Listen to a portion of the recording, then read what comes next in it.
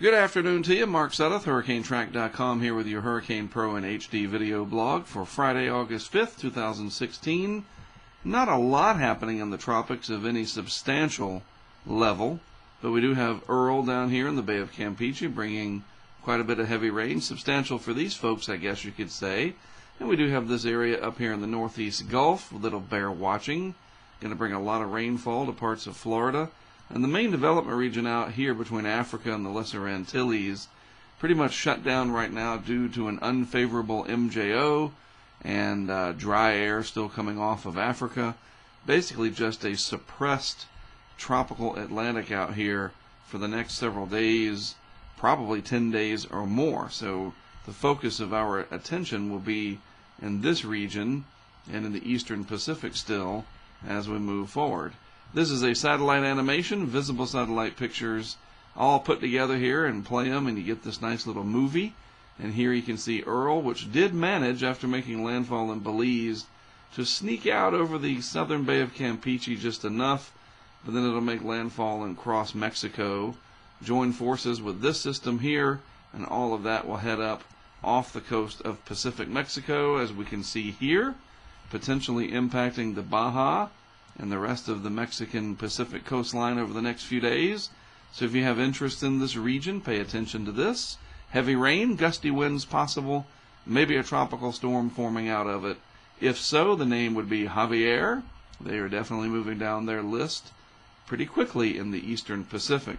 Meanwhile, in the Gulf of Mexico, the only action right now, tucked away up here in the Northeast Gulf, you can see on the vorticity signature, kind of looks like a banana here, so it's stretched out, linear in its appearance, not round like you see down here with Earl. Has a nice round shape to it. So until this looks more circular, I'm not going to worry about it too much in terms of developing into a tropical system. Some of the models, like the UK Met from United Kingdom, spin this up into a tropical storm and then bring it inland over the panhandle of Florida. Sometime midweek next week maybe. Other models not so enthusiastic about it.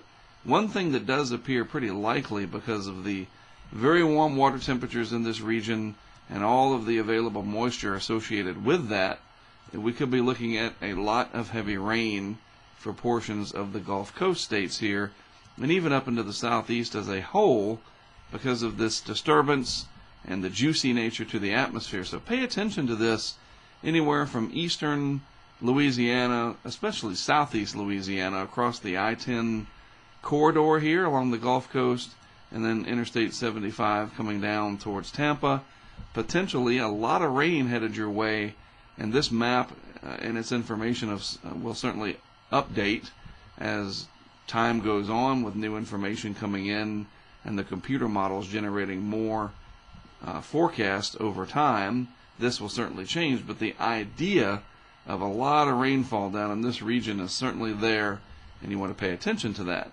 As I mentioned, the Eastern Atlantic closed for business right now. You can see the dry air coming down all the way to near 10 degrees north latitude in the intertropical convergence zone, where the trades from the northern hemisphere meet those from the southern hemisphere, really shut down.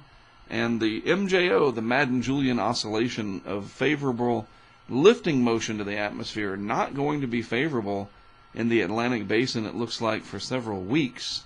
So we will just have to see if these impulses come off and they stay rather anemic out here, that maybe they develop farther to the west, where the MJO doesn't have as much of an influence as it does in the deep tropics. And we saw that with Earl.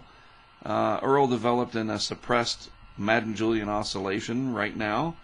Upward motion was not very enhanced, but there was just one small area of favorable divergence in the upper atmosphere, and that's generally what an MJO favorable pulse will do, is create that upper level divergence where the air is able to spread out. And lo and behold, we got Earl outside of a widespread favorable MJO pulse. So it can happen. It's just probably not going to see any prolific development until the MJO phase changes, which is great news for coastal residents, but it'll probably keep the tracking maps blank for some time to come, at least in the eastern Atlantic. All right, well, that's it from me for today. Have a great rest of your Friday. As always, thanks for tuning in. I am Mark Sudduth for HurricaneTrack.com, and of course, always awesome to be able to produce these videos for you on Hurricane Pro in HD. Have a great weekend. I will be in and out over the weekend posting updates, not only to HurricaneTrack.com, but I'll put a couple of video blogs out as well for you to enjoy here.